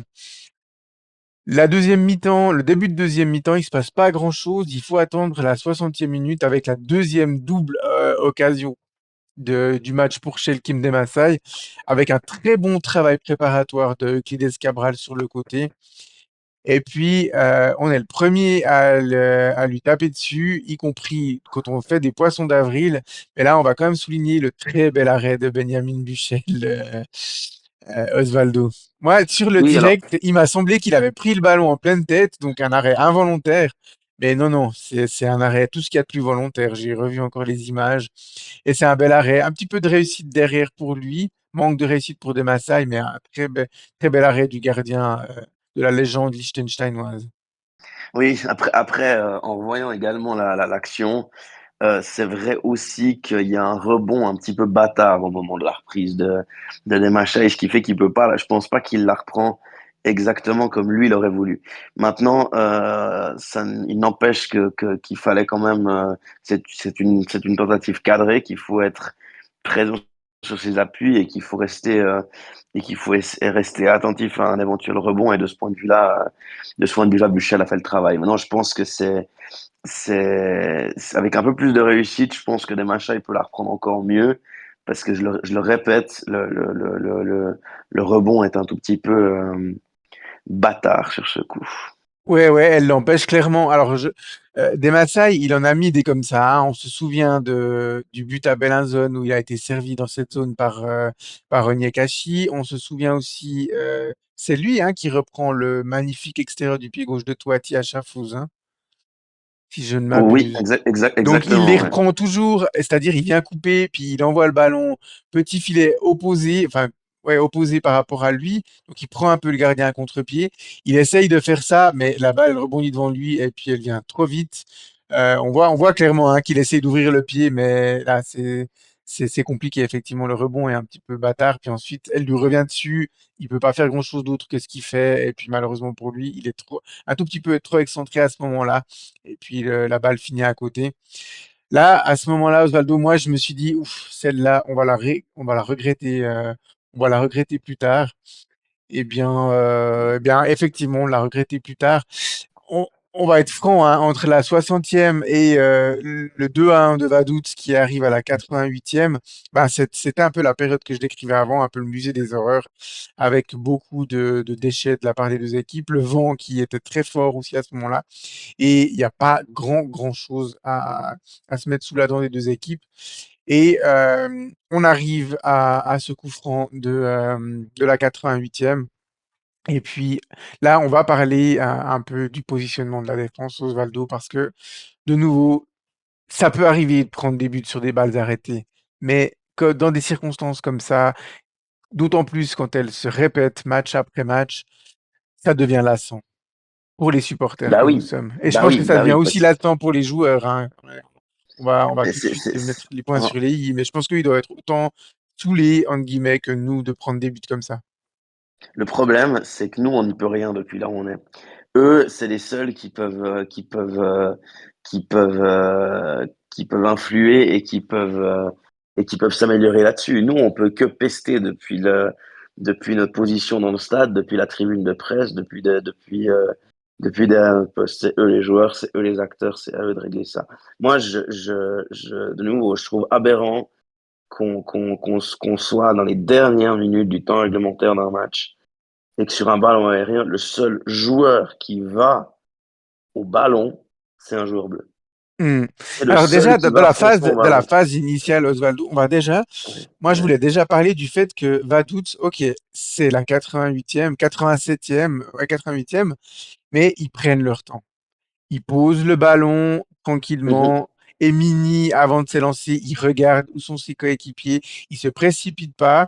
Il lève la main visiblement. Ça doit vouloir dire, je la mets dans les 5 mètres. Le ballon, il arrive là où il faut. Jusque-là, c'est tout le mérite de Vaduz. On va rien leur enlever Ouais. sur ça. Mais après, on en arrive à ce que tu disais, toi. C'est-à-dire que c'est un bleu qui reprend le ballon. Ouais, puis c'est le seul qui va au ballon. Et c'est le seul qui va en direction du ballon, qui veut le reprendre. Et ça, c'est un truc, je le répète, mais quand on est particulièrement quand on est dans les dernières minutes d'un match, c'est le genre de choses de dire, mais tu ne peux pas laisser des Mhm. centimètres de ce genre dans tes propres 16 mètres qui plus est. Je veux dire, tu dois pouvoir défendre, quitte à se mettre à deux sur un joueur dangereux au marquage. Mais tu dois pouvoir défendre mieux que ça. Tu dois pouvoir être au duel. Tu dois pouvoir aller au ballon. Et ça, je suis désolé, on parle aussi de qualité technique qu'on a dans cette équipe-là, enfin, qu'on n'a pas dans cette équipe-là, et qui est certainement, et qui nous pénalise certainement, même si moi je pense sincèrement, on a parlé aussi en off du manque de qualité de cet effectif. Pour moi, cet effectif-là, on avait quand même cette année, à pas mal de postes, un effectif meilleur que les saisons précédentes. Donc Mhm. moi, je continue de penser que d'être là et puis de se dire, ah ben, au moins on a réussi à faire 6 points contre nous échafouze, c'est presque minimaliste par rapport à ce que cet effectif aurait dû donner à plusieurs postes en début de saison. Ouais. Maintenant, je répète, mais moi, je ne comprends pas. En fait, à un moment donné, je pense que si je me mets 2 secondes dans la peau de Breza, euh, d'Anthony Breza à l'entraînement ce matin ou demain à la séance vidéo, c'est que je pense qu'à un moment donné, ces séances vidéo-là, je les arrête, je mets sur pause et je laisse l'analyse aux joueurs. À un moment donné, ça sert à quoi de parler? Quand ça arrive aussi souvent, il y a un moment donné où les mots, finalement, et les mots d'un coach ne servent même plus, je pense. Et quand ça se répète à une telle fréquence, à un moment donné, ça doit aussi, ça doit aussi rentrer dans la tête des joueurs et ça sert plus à rien pour le coach de parler et de revenir là-dessus oralement quand les images parlent. Ouais. C'est mon avis, mais Là, je vais solliciter l'italien qui est en toi, ouais. Osvaldo. Et puis, ton pays, il a longtemps été réputé pour ce qu'on appelle le catenaccio, hein. Le Ouais. catenaccio, c'est vraiment le football qui prône déjà une solide base défensive, hein. C'est ça. Mhm. Mhm. Catenaccio, ça veut dire verrou en italien, si mes souvenirs sont Exactement. bons. Donc, Exactement. avoir une base défensive. Et du coup, comment on défend une balle arrêtée comme ça? Il n'y a pas 36 solutions pour défendre sur une balle arrêtée. Il y en a deux. Soit Il y tu en a vas au deux. ballon, soit tu fais la défense en zone, mais dans ce cas-là, ça veut dire que tu dois aller au ballon, soit tu fais du Mhm, marquage individuel, mais ça veut dire que tu dois pas, tu dois marquer à la culotte ton gars. Et pourtant, ces deux défenseurs que personnellement, j'ai eu un peu de la peine à supporter quand ils portaient le maillot de leur club, pas par rapport à la couleur du club et de l'écusson, mais vraiment par rapport au comportement sur le terrain. Mais en même temps, c'est deux mecs qui avaient vraiment l'art de dire, dans ce genre de cas-là, le marquage, c'est le marquage et je le tiens.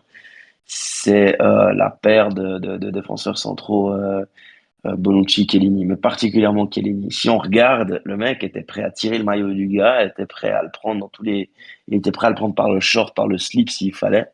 Mais tu tiens ton marquage. Tu tiens mhm. ton marquage. Enfin, c'est pas possible de laisser. C'est des choses la surveillance, le marquage dans les balles arrêtées, c'est des choses qu'on commence à apprendre Et aux là, petits effectivement, et à l'école de foot, quoi. tenir son marquage, ça peut vouloir dire deux choses. Ça veut dire soit, dans tous les cas, on reste au contact du joueur, mais soit je reste au marquage et si il est le premier à intervenir au ballon, ben moi, je peux le contrer. Je suis tellement proche de Mhm. lui que je me mets en opposition, donc je dévie sa frappe. Ça, c'est une manière de tenir le marquage. La deuxième manière de tenir le marquage, c'est d'intervenir avant lui, c'est-à-dire de Oui. anticiper son mouvement et de lui passer devant pour pour intervenir. Mais là, c'est compliqué et je vous invite, je t'invite, toi Osvaldo, et je vous invite, chers auditeurs, à revoir la séquence, à mettre pause avant la frappe de, de Emini. Il y a trois joueurs de Vaduz devant les 16 mètres qui sont absolument pas marqués. Ils vont plonger. Et puis, Caio Eduardo, le buteur, eh ben, il fait un espèce d'appel croisé, c'est-à-dire qu'il va pas directement droit au but. Il part un peu en diagonale, donc du coup, il y a personne qui le voit. Il arrive à s'extirper du marquage. Et puis, au dernier moment, Johan Epito se rend compte de la position dans laquelle il va être. Il essaie d'intervenir, mais c'est trop tard. Et puis, Edino Meragic a fait un pas vers l'avant. Donc, il est un peu trop loin pour intervenir, mais un peu trop proche du joueur pour aussi faire l'arrêt.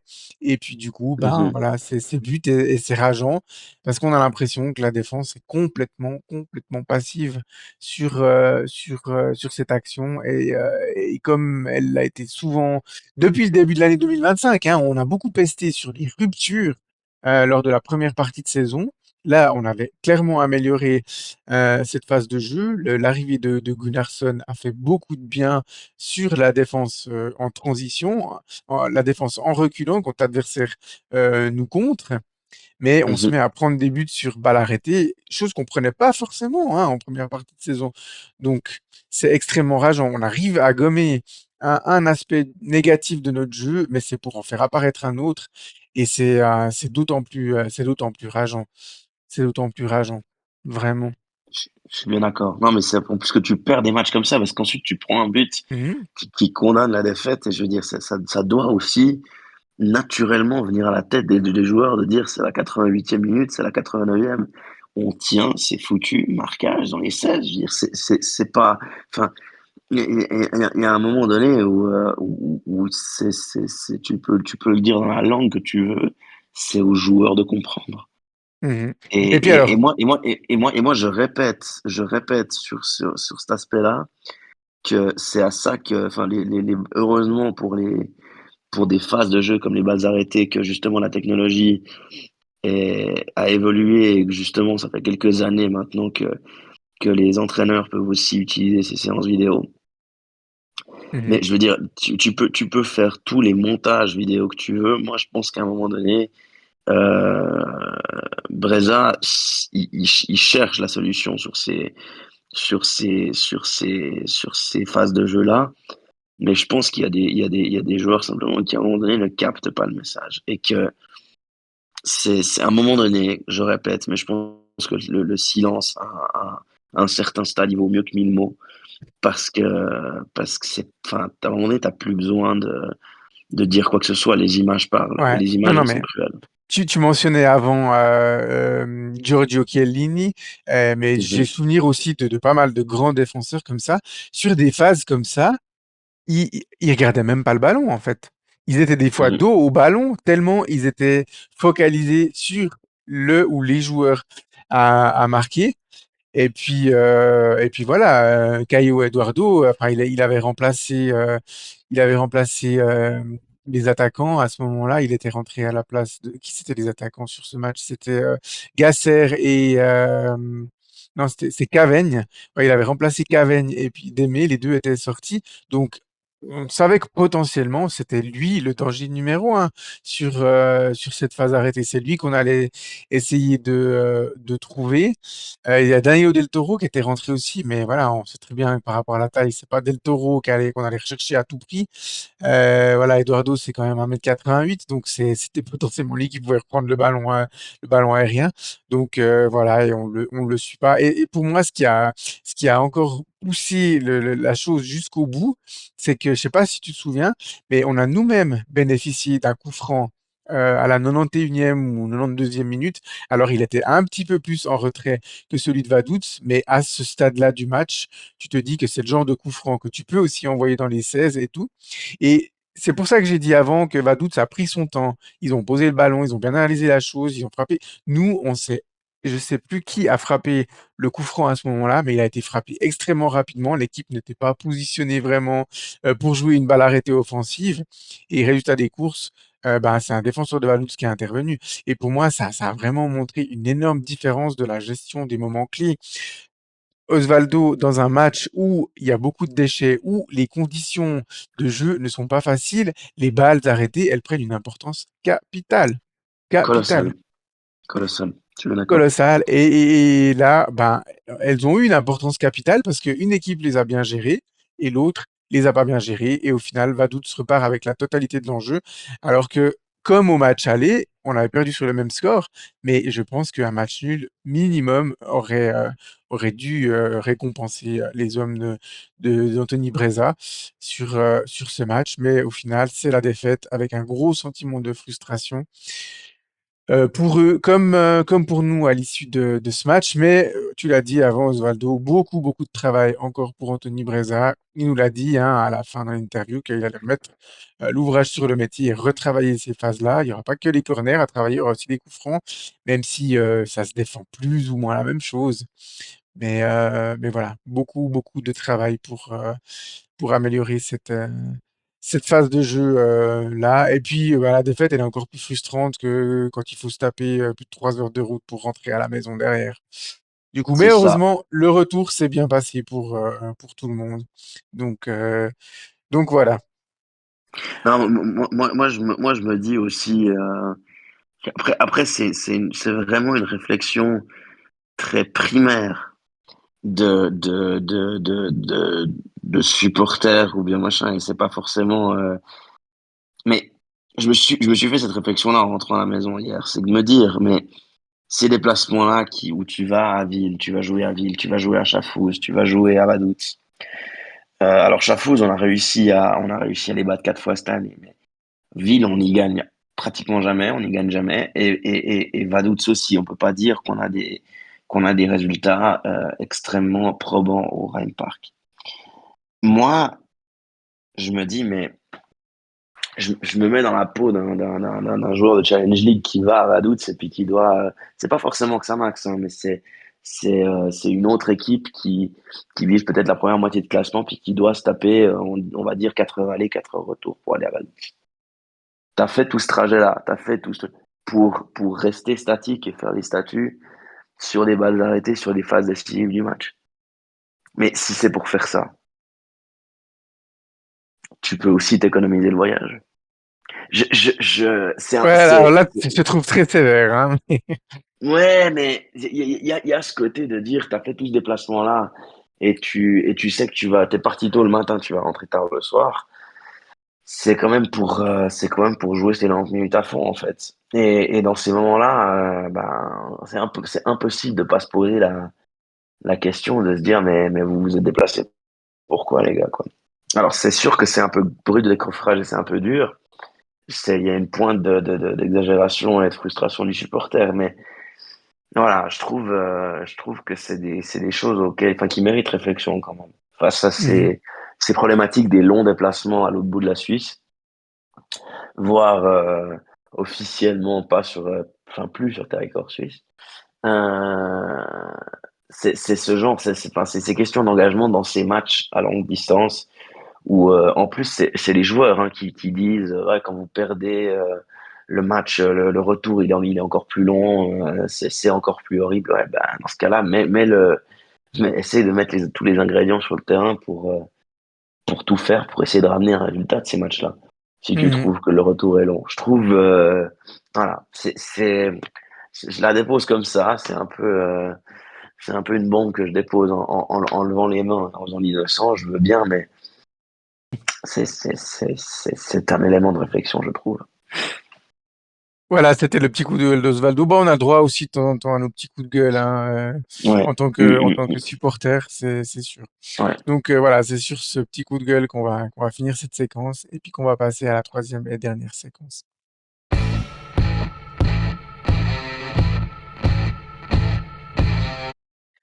La dernière séquence, c'est bien évidemment le briefing du prochain match.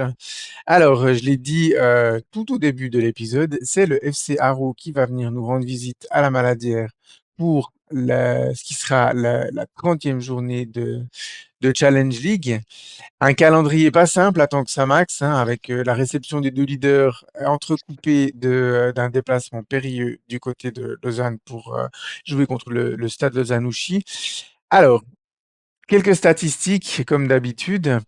Donc, le FC Haro est actuellement deuxième du classement avec 54 points, derrière le FC Thun avec 56 points.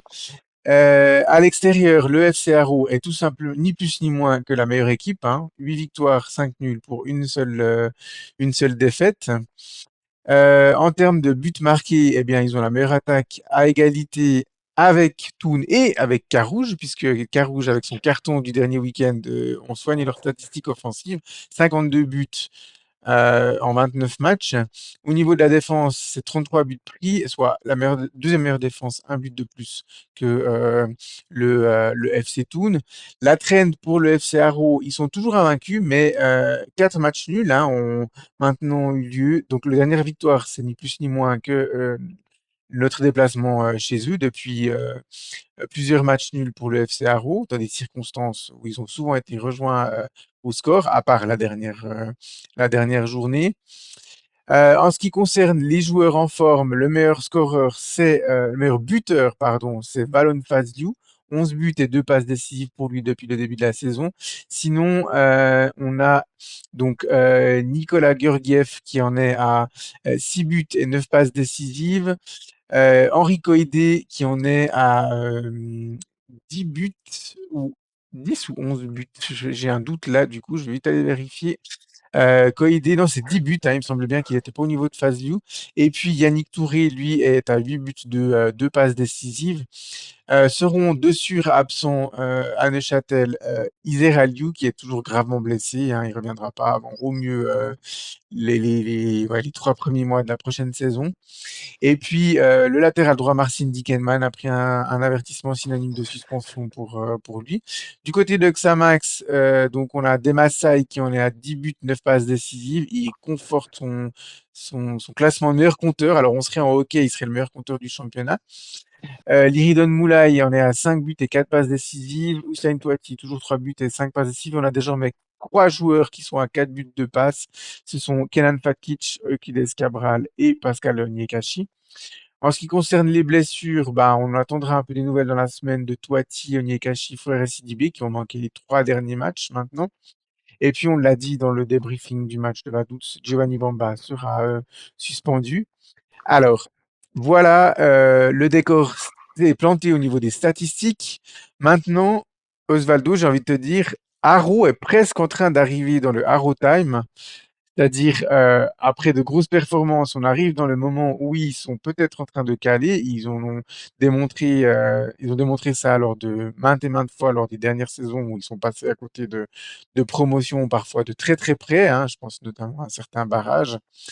Est-ce que, Haro arrive dans la phase où il commence un peu à trembler? Ça, c'est la première question. Et deux, est-ce que Xamax arrivera à profiter de cette phase-là si elle a lieu? Quel est ton sentiment, Osvaldo? Alors, c'est bien probable que Caro arrive dans le Haro Time parce que moi, malgré la phase finalement d'invincibilité qu'ils ont eu et la phase même de série de victoires assez impressionnante qu'ils ont eu cette saison, quand ce genre de scénario s'est répété pour eux 2 fois en l'espace de très peu de temps, enfin, je suis jamais, tant que ce genre de tabou n'est pas, et tant que ce genre de tabou n'est pas brisé, je vais jamais me montrer totalement confiant pour ce type d'équipe. Quand un scénario malheureux s'est déjà répété. Donc moi, je pense que la suite de la réponse, elle est à donner vendredi prochain. Et je vais être assez clair, je pense que c'est la carte que Xamax a à jouer. Dans le sens où la pression de lutter pour éviter la dernière place est maintenant pratiquement derrière. Haro, lui, se retrouve dans une situation où pratiquement à un moment donné du deuxième tour, on les a mis favoris devant tout. Mhm. C'est à nous de profiter du fait qu'ils viennent chez nous et de livrer un match de caractère pour essayer de les faire tomber. De ce point de vue-là, je me rappelle ça, au moins je me rappelle de cette partie de l'interview d'hier d'Anthony Breza qui disait en gros, ben, on va tout faire pour les faire tomber. Moi, je pense là, alors évidemment que les qualités des joueurs d'Aro risquent sur les 90 minutes peut-être de faire la différence. Mais nous, on a à quoi jouer. Hein. Je veux dire, si on fait un match plein à domicile avec les qualités actuelles des joueurs offensifs qu'on a, après c'est clair qu'il faut resserrer les boulons derrière. Mais je pense qu'on a un coup à jouer dans le sens où ben, eux ont la pression de l'équipe qui joue encore pour la montée et puis qui doit se défaire un petit peu de ce statut de pool leader et d'éternel loser de la Challenge League. Et nous, on a l'avantage de jouer devant notre public un match qui, sur le papier, au niveau du classement, est pratiquement amical parce qu'on joue plus rien. À nous d'en profiter. C'est tout ce que j'ai à dire. Ouais, ouais, totalement. Hein. On va rappeler le contexte dans lequel les Argoviens sont. Donc, je disais 4 matchs nuls consécutifs. Alors, le dernier en date, ils reviennent au score de 2 buts contre le Slow à domicile. À Bellinzone, bah voilà, ils sont égalisés, mais c'était en première mi-temps, plus grand-chose en deuxième mi-temps. Mais lors de la 27e journée, ils menaient 2-0 à la 68e minute et ils voient Ruffi planter un doublé et puis qui égalise. La journée d'avant, bah, c'était un peu le même scénario. Hein. Ils jouaient cette fois à l'extérieur, du côté de Ville à la Lidl Arena. Et puis pareil, hein, ils menaient encore 2-0 à la 73e et puis ils prennent l'égalisation à 90 plus 6. Donc ouais, quelques signes un peu de friabilité de la part des Argoviens qui seront peut-être un peu rattrapés par la nervosité. Alors ils se retrouvent de nouveau dans la peau du chasseur et plus du chassé, donc peut-être ça leur enlèvera un peu de pression, mais à la Maladière, sur notre pelouse, avec un effectif offensif, on l'espère complètement retrouvé, parce que moi, je rêve quelque part que Anthony Breza puisse aligner un quatuor offensif, Moulay, Ben Seguir, Touati et Demassay. Alors, j'ai beaucoup aimé l'apport de Jessé Autier, hein. Il a fait deux bons matchs. Il a été récompensé par 2 buts d'ailleurs, et il est dans une bonne forme. Mais je pense que dans le rôle d'ailier, Hussein Touati est quand même beaucoup plus dangereux et pourra apporter beaucoup plus de danger à la défense argovienne que Jessé Autier dans ce poste-là, hein, sur le côté, je précise. Donc voilà, je rêve aussi qu'on puisse aligner ce quatuor et que ce quatuor soit dans un bon jour, que ça combine un peu dans tous les sens et qu'on essaye de mettre en difficulté cette défense argovienne.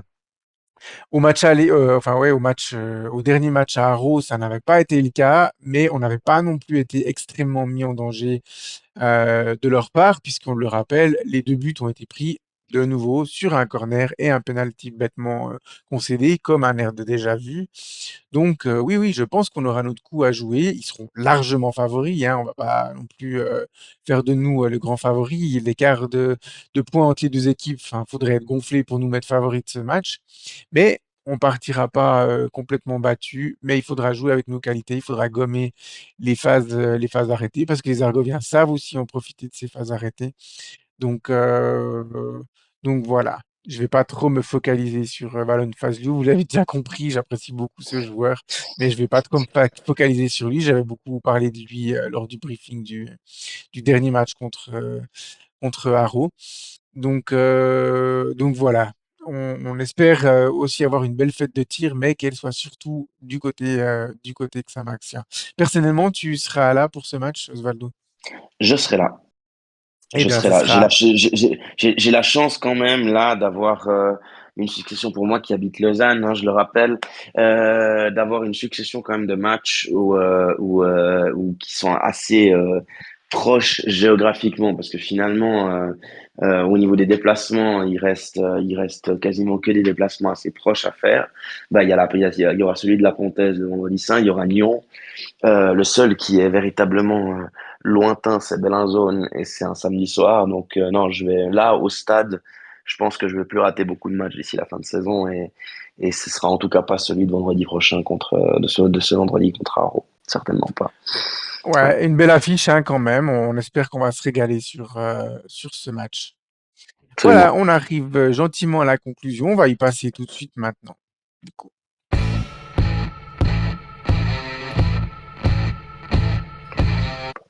Juste une chose à vous dire pour la conclusion de cet épisode. Vous l'avez peut-être remarqué dans le contenu qu'on a publié sur les réseaux pendant ce match contre Vaduz. On a Colin qui nous a rejoint. Il était à l'essai sur ce match en tant que créateur de contenu. Donc, il a proposé un petit briefing avec la complicité d'Alex et un petit débriefing de match. Et puis, l'expérience a été concluante pour lui et pour moi et pour l'équipe de Xamcast.